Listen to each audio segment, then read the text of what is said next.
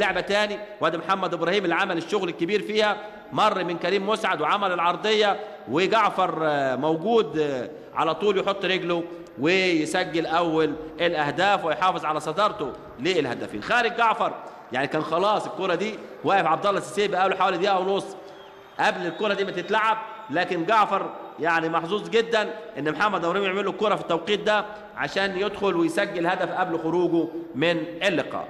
تقدم للزمالك بهدف في الدقيقة 23